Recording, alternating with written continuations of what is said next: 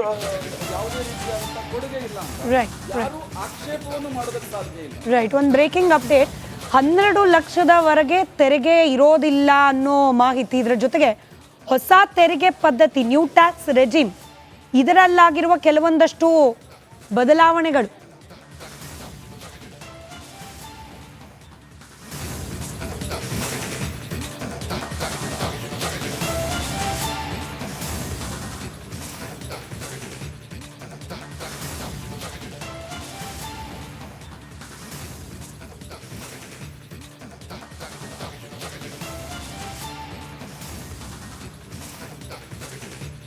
ಬಹುಶಃ ಈ ಬ್ರೇಕಿಂಗ್ ಅಪ್ಡೇಟನ್ನು ಪವಿತ್ರ ಮೇಡಮ್ ಕ್ಲೀನಾಗಿ ಎಕ್ಸ್ಪ್ಲೈನ್ ಮಾಡಬಹುದಾ ಅಂತೇಳಿ.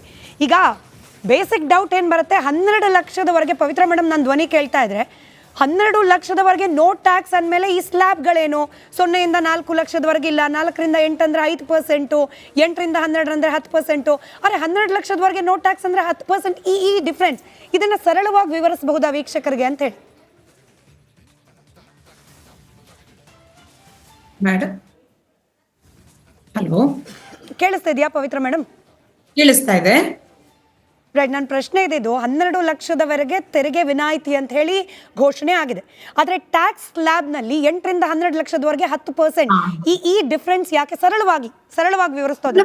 ಏನಿಲ್ಲ ಸ್ಮಿತಾ ಮೇಡಮ್, ಇದು ಈ 12 ಲಕ್ಷದವರೆಗೆ ತೆರಿಗೆ ಇಲ್ಲ ಅಂತ ಹೇಳಿದ್ರೆ ಇದು new tax regime, 2 tax regime ನ ಕೊಟ್ರು.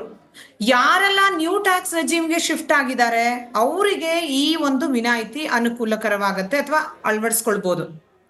ಓಲ್ಡ್ ಟ್ಯಾಕ್ಸ್ ರೆಜಿಮ್ ಅಲ್ಲಿರೋರು ಇರ್ತಾರೆ, ಈಗ ಅವ್ರಿಗೆ ಹೌಸಿಂಗ್ ಲೋನ್ ರಿಬೇಟ್ ತಗೊಳ್ತಾ ಇರ್ತಾರೆ, ಅಥವಾ LTCC ಅಡಿಯಲ್ಲಿ ಒಂದು ಉಳಿತಾಯದ ಕಡೆ ಒಂದು ಅನುಕೂಲವನ್ನ ಪಡ್ಕೊಳ್ತಿರ್ತಾರೆ. 2 ವರ್ಷ 3 ವರ್ಷ ಆಗಿದೆ ಆದ್ರೂ ಕೂಡ ನ್ಯೂ ಟ್ಯಾಕ್ಸ್ ರೆಜಿಮ್ಗೆ ಇನ್ನೂ ಕನ್ವರ್ಟ್ ಆಗಿಲ್ಲ. ಅಂಥವರಿಗೆ ಯಾರು ನ್ಯೂ ಟ್ಯಾಕ್ಸ್ ರೆಜಿಮ್ ಅಲ್ಲಿ ಇರೋದಿಲ್ವೋ ಅವರಿಗೆ ಇಲ್ಲಿ ಮೂಲವಾಗಿ ಏನು ಸ್ಲ್ಯಾಬ್ ಅನ್ನ ಹಾಕಿದ್ದಾರೆ, 7ರಿಂದ ಅಥವಾ 3 ಲಕ್ಷ ರೂಪಾಯಿಗಳು 4 ಲಕ್ಷದ ಮೇಲ್ಪಟ್ಟು ಶೇಕಡವಾರು 5% ಅಥವಾ 4ರಿಂದ 8 ಲಕ್ಷದವರೆಗೆ ಶೇಕಡವಾರು 10% ಅಂತ ಮಾಡಿದಾರಲ್ಲ, ಇದು ಓಲ್ಡ್ ಟ್ಯಾಕ್ಸ್ ರೆಜಿಮ್ ಅಲ್ಲಿ ಬರೋರಿಗೆ ಅನುಕೂಲವಾಗ್ತದೆ. ನ್ಯೂ ಟ್ಯಾಕ್ಸ್ ರೆಜಿಮ್ ಅಲ್ಲಿ ಯಾರೆಲ್ಲ ಬರ್ತಾರೋ ಅವರಿಗೆ ಟ್ಯಾಕ್ಸ್ ವಿನಾಯಿತಿ ಕಂಪ್ಲೀಟ್ ಆಗಿ 12 ಲಕ್ಷದ ಮೇಲಿರೋರಿಗೆ ಮಾತ್ರ ತೆರಿಗೆ ಹೊರೆ ಬರ್ತದೆ ಮೇಡಮ್. ರೈಟ್. ಮಹೇಶ್ ಜಿ ಹಾಗೆ ಉಮೇಶ್ ಅವರಿಂದ ಕೂಡ ಕ್ವಿಕ್ ರಿಯಾಕ್ಷನ್ ಅನ್ನು ಪಡೆದುಕೊಳ್ಳೋ ಸಮಯ. ಮಹೇಶ್ ಅವರೇ, ಕರ್ನಾಟಕ ಸ್ಪೆಸಿಫಿಕ್ ಆಗಿ ಈಗ ತಕ್ಷಣಕ್ಕೆ ಇನ್ನೂ ಡೀಟೇಲ್ಡ್ ಆಗಿ ಬರಬೇಕಾಗಿದೆ ಬಜೆಟರಿ ಅಲೋಕೇಶನ್ಸ್ದು, ಬಟ್ ಮೇಲ್ನೋಟಕ್ಕಂತೂ ಏನು ಕಾಣ್ತಾ ಇಲ್ಲ. ಅದರಲ್ಲೂ ವಿಶೇಷವಾಗಿ ನೀರಾವರಿ ಯೋಜನೆಗಳ ಬಗ್ಗೆ ಅಂತೂ ಯಥೇಚ್ಛವಾಗಿ ನಿರೀಕ್ಷೆಗಳಿತ್ತು. ನಾನು ಬಹುಮುಖ್ಯವಾಗಿ ಒಂದು ಚುಟುಕಾಗಿ ಹೇಳ್ತೀನಿ, ಈ ಬಡ್ಜೆಟ್ಟು ಯಾವ ಬಡವನ ಮಗ ಕೇಂದ್ರದಲ್ಲಿ ಪ್ರಧಾನಮಂತ್ರಿ ಆಗಿರ್ತಾನೋ ಅಂಥವನಿಂದ ನಿರೀಕ್ಷೆ ಮಾಡೋದಕ್ಕೆ ಸಾಧ್ಯ. That is called big bonanza budget in our nation. ಒಂದು ಕಡೆ ನಾನು ಇವರೆಲ್ಲರದನ್ನ ಆಧಾರವಾಗಿ ಇಟ್ಕೊಂಡು ಮಾತಾಡೋದ್ ಬದಲು ನನ್ನ ಪಕ್ಷ ನಿಂತಿರೋದೇ ಕೃಷಿ ರೈತಾಪಿ ವರ್ಗದ ಮೇಲೆ, ಅದ್ರ ಬಗ್ಗೆ ನಾನು ಜಾಸ್ತಿ ಕಾನ್ಸಂಟ್ರೇಷನ್ ಮಾಡಿ ಮಾತನಾಡ್ತೀನಿ. I heartily congratulate. ಯಾಕೆ ಅಂತ ಹೇಳಿದ್ರೆ, ಕರ್ನಾಟಕದಲ್ಲಿ ಎಷ್ಟು ಅತಿವೃಷ್ಟಿ ಅನಾವೃಷ್ಟಿ ಆಗುವಂಥ ಸಂದರ್ಭದಲ್ಲಿ ಇವತ್ತು ತರಕಾರಿ ಬೆಳೆಯುವಂಥ ರೈತ ಯಾವ ರೀತಿಯಾದಂಥ ಬಡತನಕ್ಕೆ ಸಿಕ್ಕಿ ಪ್ರಾಣವನ್ನೇ ಕಳ್ಕೊಳ್ತಾ ಇದ್ದ, ಅಂಥವ್ರಿಗೋಸ್ಕರ ತರಕಾರಿ ಬೆಳೆಗಾರರಿಗೆ subsidy number 1. The second one is, ಏನೋ ಬೆಳಿತೀವಿ ಅದಕ್ಕೆ ಗೊಬ್ಬರ ಬೇಕು. ಗೊಬ್ಬರ ಬೇಕಾದ್ರೆ ರಸ್ತೆ ಬದಿಗಳಲ್ಲಿ ಸುಮಾರು 106 ದಿನ ರೈತ ಗೊಬ್ಬರ ಸಿಗ್ತಾನೆ, ಅದೃಷ್ಟವಶಾತ್ ಗೊಬ್ಬರ ಸಿಗ್ತಾ ಕಾಯ್ತಾ ಇದ್ದನ್ನು ನೋಡಿದ್ದೀವಿ. Heartily congratulate. 12.7 lakhs ton metric ton urea ಉತ್ಪಾದನಾ ಘಟಕ ಮಾಡಿದ್ದಾರೆ ಮೋದಿಜಿಯವರು. I heartily congratulate. The second one is, Atmanirbhar ಯೋಜನೆ ಅಡಿಯಲ್ಲಿ ಗ್ರಾಮ ಪಂಚಾಯಿತಿಯ ಮಟ್ಟದಲ್ಲಿ, ಅದು ಗ್ರಾಮ ಪಂಚಾಯಿತಿಯ ಮಟ್ಟದಲ್ಲಿ ಉತ್ಪಾದನೆಯನ್ನು ಹೆಚ್ಚು ಮಾಡಿ ಅಲ್ಲೇ ಕೃಷಿ ಧಾನ್ಯ ಘಟಕಗಳ ಸಂಸ್ಕರಣೆ ಮಾಡಿರೋದು ಇನ್ನೂ ರೈತರಿಗೆ ವರ. ಇದು 3ನೇದು. 4ನೇದು ಖುಷಿ ವಿಚಾರ ಅಂತ ಹೇಳಿದ್ರೆ, ನನ್ನ SC ST ಸಹೋದರಿಯರಿಗೆ 2 ಕೋಟಿಯವರೆಗೂ ಸಾಲ. ಎಂಥ ಖುಷಿ ವಿಚಾರ. SC ST ವಿರೋಧಿ ಮೋದಿ ಸರ್ಕಾರ ಅಂತ ಹೇಳಿದಂಥ ಕರ್ನಾಟಕದ ಸರ್ಕಾರ, ಕೇಂದ್ರದ ಕಾಂಗ್ರೆಸ್ನ ಆಡಳಿತಗಾರರು ಇವತ್ತು SC ST ರೈತಾಪಿ ವರ್ಗದ ಮಹಿಳೆಗೆ 2 ಕೋಟಿಯವರೆಗೂ ಸಾಲ ಕೊಟ್ಟಿದ್ದೇವೆ. ಒಂದು ಖುಷಿ ವಿಚಾರ ಏನಪ್ಪ ಅಂತ ಹೇಳಿದ್ರೆ, ಹತ್ತಿ ಬೆಳೆಗಾರರು ಕರ್ನಾಟಕದ ಉತ್ತರ ಕರ್ನಾಟಕದಲ್ಲಿ ಅನುಭವಿಸಿದ ನೋವು ಇದೆಯಲ್ಲ, ಆ ನೋವಿಗೆ ನಿಜವಾದಂತಹ ಒಂದು ಬೆಣ್ಣೆಯಂತ ಸೊಲ್ಯೂಷನ್ ಅನ್ನ ಇವತ್ತು ನಿರ್ಮಲಾ ಸೀತಾರಾಮನ್ಜಿ ಕೊಟ್ಟಿದ್ದಾರೆ. ಅದ್ರ ಜೊತೆಗೆ ಶೂನ್ಯ ಬಡತನದ ಗುರಿಯನ್ನು ಆಧಾರವಾಗಿ ಇಟ್ಕೊಂಡು ಸಿರಿಧಾನ್ಯಗಳ ಉತ್ಪಾದನೆಗೆ ಹೆಚ್ಚಿನ ಅವಕಾಶಗಳನ್ನು ಕೊಟ್ಟಿರೋದನ್ನು ನಾವು ನೋಡ್ತೀವಿ. ಇನ್ನೊಂದು ಖುಷಿ ವಿಚಾರ ಅಂತ ಹೇಳಿದ್ರೆ, ಕರ್ನಾಟಕದಲ್ಲಿ ಆದಂಥ ಬಾಣಂತಿಯರ ಸಾವು, ಈ ಸಾವು ಎಲ್ಲೋ ಮೋದಿಜಿಯವರಿಗೆ ಕನಿಕರ ಹುಟ್ಟಿರ್ಬೋದು. ಬಾಣಂತಿಯರಿಗೆ ಏನಾದರೂ ಮಾಡಿ ವಿಶೇಷವಾದಂಥ ಸೌಲಭ್ಯಗಳನ್ನು ಕೊಡಬೇಕು ಅಂತೇಳಿ ಅವ್ರಿಗೆ ವಿಶಿಷ್ಟ ಪೌಷ್ಟಿಕ ಆಹಾರ ಇರುವಂಥ ಪ್ಯಾಕೇಜನ್ನು ಘೋಷಣೆ ಮಾಡಿದ್ದಾರೆ. ದ ಸೆಕೆಂಡ್ ಒನ್ ಇಸ್, ಮತ್ತು ಇನ್ನೊಂದೇನಪ್ಪ ಅಂತ ಹೇಳಿದ್ರೆ ಖುಷಿ ವಿಚಾರ, ಮಹಿಳೆಯರು ಏನಾದರೂ ಮಾಡಿ, ಯಾರಪ್ಪ ಅಂತ ಹೇಳಿದ್ರೆ ಸಣ್ಣ ಸಣ್ಣ ಬಡತನದಲ್ಲಿರುವಂಥ ಮಹಿಳೆಯರು ಏನಾದರೂ ಮಾಡಿ ಸ್ವಾವಲಂಬಿಯ ಬದುಕನ್ನೇ ಕಟ್ಕೊಳ್ಳಿ ಅಂತೇಳಿ 0% ಏನು ಇಂಟ್ರೆಸ್ಟ್ ಹೇಳಿ 5 ಲಕ್ಷ ರೂಪಾಯಿವರೆಗೆ ಸಾಲ, ಅದ್ರ ಒಂದು ಖುಷಿ ವಿಚಾರ.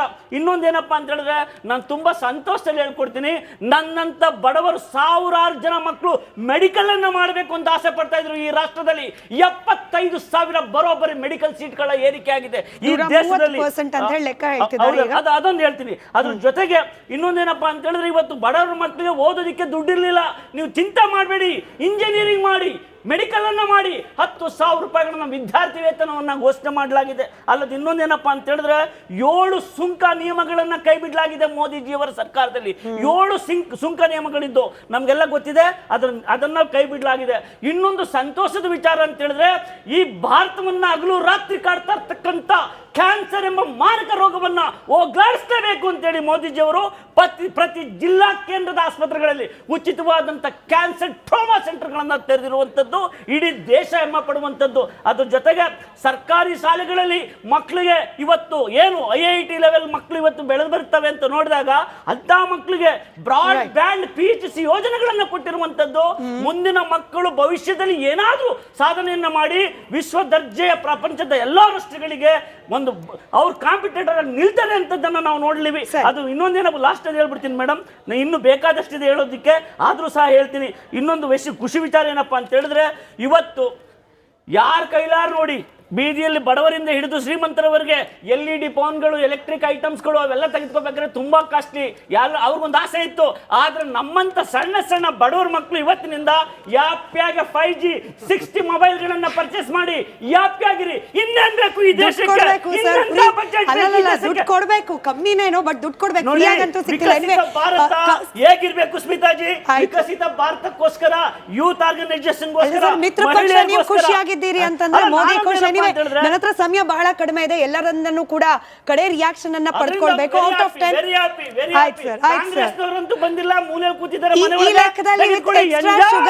ವಿತ್ ಎಕ್ಸ್ಟ್ರಾ ಶುಗರ್ ಒಂದು ಕಾಫಿ ತಂದ್ಬಿಡಿ ಮಹೇಶ್ಗೆ.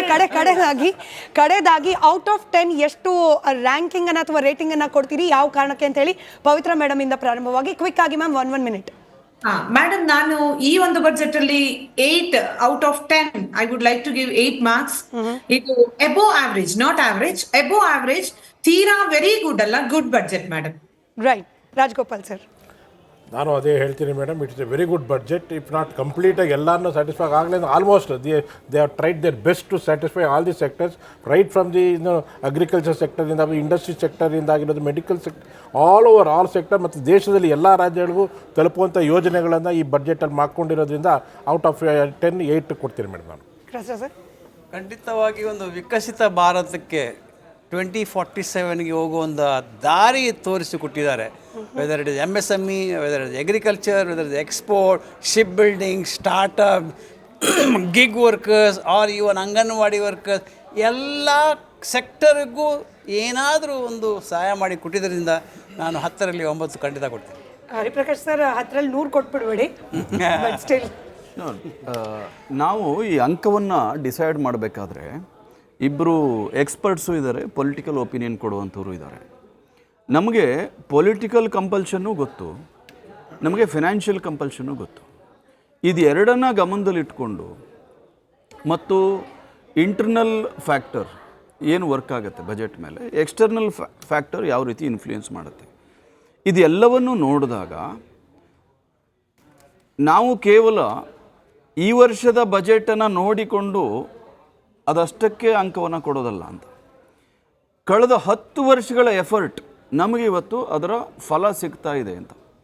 ಆ ಪಾಸಿಟಿವ್ ಸೈನ್ಸ್ ಏನು ಜರಿದುಕೊಂಡು ಬಂದರು ಕಾಂಗ್ರೆಸ್ನವರು, ಆಮ್ ಆದ್ಮಿಯವರು, ಈ ದೇಶವನ್ನು ಮಾರಿಬಿಟ್ರು, ದೇಶವನ್ನು ದಿವಾಳಿ ಮಾಡಿದರು, ಯಾರಿಗೂ ಪ್ರಯೋಜನ ಇಲ್ಲ, ಎಲ್ಲರನ್ನೂ ಒಕ್ಕಲೆಬ್ಬಿಸಿದ್ರು ಅಂತ. ಬಹುಶಃ ಇವತ್ತಿನ ಬಜೆಟ್ ನೋಡಿದಾಗ ನಾವು 10 ವರ್ಷ ಬೊಬ್ಬೆ ಹಾಕಿದ್ದು ವ್ಯರ್ಥ ಆಯಿತು ಅಂತ ಜನಸಾಮಾನ್ಯರಿಗೆ ಅರ್ಥಕೊಂಡಿದ್ದಾನ ಅವರು ಅರ್ಥಕೊಳ್ಬಹುದು ಅಂತ ಅಂದ್ಕೊಳ್ತೀನಿ. ಅದಕ್ಕೆ ವಾಕೌಟ್ ಮಾಡಿದ್ದಾರೆ ಅವರು. ಈ ಬಜೆಟ್ ಮಂಡನೆ ಪೂರ್ವದಲ್ಲೇ ಎಷ್ಟು ನಮ್ಮ ಸಾರ್ವಜನಿಕ ಜನತಾ ಪ್ರಾತಿನಿಧ್ಯ ವ್ಯವಸ್ಥೆ ಬೇಜವಾಬ್ದಾರಿ ಆಗ್ತಾ ಇದೆ ಅನ್ನೋದಕ್ಕೆ, ದೇಶದ್ರೋಹಿ ಆಗ್ತಾ ಇದೆ ಅನ್ನೋದಕ್ಕೆ ಅವರು ಈ ಬಜೆಟ್ ಮಂಡನೆಯಂತಹ ಇಂಪಾರ್ಟೆಂಟ್ ಸೆಷನ್ ಬೈಕಾಟ್ ಮಾಡಿದ್ದು ಒಂದು ಉದಾಹರಣೆ. Right, sir. Quick ಈ ಆಗಿ ಉಮೇಶ್ ನಿಟ್ಟಿನಲ್ಲಿ ನಾನು ಅವ್ರದ್ದು. ಹೇಳೋದಾದ್ರೆ ನಾನು ಈ ಎಲ್ಲಾ ಕಂಪಲ್ಷನ್ಗಳ ನಡುವೆ ನಾನು 10ಕ್ಕೆ 10 ಅಂಕವನ್ನು ಕೊಡೋದಕ್ಕೆ ಬಯಸ್ತೇನೆ. ಇದು ಸರ್ವಸ್ಪರ್ಶಿ ಬಜೆಟ್ಟು ಮತ್ತು ಮೋದಿಯವರ ಕನಸಿನ ವಿಶ್ವಗುರು ಭಾರತ ಮತ್ತೊಮ್ಮೆ ಆಗಬೇಕು ಅಂತಿದೆಯಲ್ಲ, ಅದಕ್ಕೆ ಒಂದು ಸ್ಪಷ್ಟವಾದಂಥ ಹೆಜ್ಜೆಯನ್ನು ಈ ಬಜೆಟ್ನ ಮೂಲಕ ಇಟ್ಟಿದ್ದಾರೆ. ಕ್ವಿಕ್ ಆಗಿ ಉಮೇಶ್. ಮೇಡಮ್ ಅವ್ರು ಹೇಳ್ದಂಗೆ it is just above average budget. ಏನು 100% ಏನು ಎಲ್ರಿಗೂ ರೀಚ್ ಆಗಿದೆ ಅಂತೇನಿಲ್ಲ. ಯಾಕಂತ ಹೇಳಿದ್ರೆ ಇದರಲ್ಲೂ ಹಲವಾರು ಲೂಪ್ ಹೋಲ್ಸ್ ಇದೆ ಅಂತ ಈಗ ಮೇಲ್ನೋಟಕ್ಕೆ ಬರ್ತಾ ಇದೆ. ಏನಂತ ಹೇಳಿ ಗಿಗ್ ವರ್ಕರ್ಸ್ದು ಲಾಸ್ಟ್ ಮಂತ್ GST ಕೌನ್ಸಿಲಲ್ಲಿ ಪ್ರಸ್ತಾಪನೆ ಮಾಡಲಿಲ್ಲ, ಈಗ ಅದನ್ನು ಬಜೆಟಲ್ಲಿ ತೊಗೊಂಬಂದಿದ್ದಾರೆ. ಸೊ ಈ ರೀತಿ ಅನುಷ್ಠಾನಗೊಳಿಸಿದಾದ್ಮೇಲೆ ನಮ್ಗೆ ಗೊತ್ತಾಗುತ್ತೆ. ಎಕನಾಮಿಕ್ ಸರ್ವೆ ನಾವು ಯಾವಾಗ ಮುಂದಿನ ವರ್ಷ ನೋಡ್ತೀವಿ, ಆಗ ಇದನ್ನು ನೀಟಾಗಿ ಎವ್ಯಾಲ್ಯೂಯೇಟ್ ಮಾಡ್ಬೋದು ಅಂತ ನನ್ನ ಅಭಿಪ್ರಾಯ. ಥ್ಯಾಂಕ್ ಯು ಸೋ ಮಚ್ ಎಲ್ಲರಿಗೂ ಕಾರ್ಯಕ್ರಮದಲ್ಲಿ ಭಾಗಿಯಾಗಿದ್ದಕ್ಕೆ. ಸರ್ವಸ್ಪರ್ಶಿ ಬಜೆಟ್ ಅಂತ ಹೇಳಿ ಬಿಜೆಪಿ ಪಕ್ಷ ಇದನ್ನ ವಿವರಿಸ್ತಾ ಇದೆ. ಆದರೆ ಕಾಂಗ್ರೆಸ್ ಈಗ ಆಲ್ರೆಡಿ ರಾಜ್ಯ ಕಾಂಗ್ರೆಸ್ ಘಟಕ ಟ್ವಿಟರ್ನಲ್ಲಿ ಬಜೆಟ್ನಲ್ಲಿರುವ ಲೂಪ್ ಹೋಲ್ಗಳನ್ನು ಪಟ್ಟಿ ಮಾಡಲಿಕ್ಕೆ ಪ್ರಾರಂಭವಾಗಿದೆ. ಬೇರೆ ಬೇರೆ ಪಕ್ಷಗಳ ರಾಜಕೀಯ ಮುಖಂಡರ ರಿಯಾಕ್ಷನ್ಸ್ ಕೂಡ ಇನ್ನೇನು ಹೊರಬರ್ತಾ ಹೋಗುತ್ತೆ. ಹಾಗೆ ಜನರ ಅಭಿಪ್ರಾಯವನ್ನು ಕೂಡ ರಿಪಬ್ಲಿಕ್ ಕನ್ನಡ ಸಂಗ್ರಹಿಸುವ ಪ್ರಯತ್ನವನ್ನು ಮಾಡ್ತಾ ಹೋಗುತ್ತೆ. ಬಹುಶಃ ಈಗೊಂದು ಕ್ವಿಕ್ ಬ್ರೇಕ್ ಆದ ನಂತರ ಮತ್ತಷ್ಟು ಸುದ್ದಿಗಳು ನಿಮ್ಮ ಮುಂದೆ.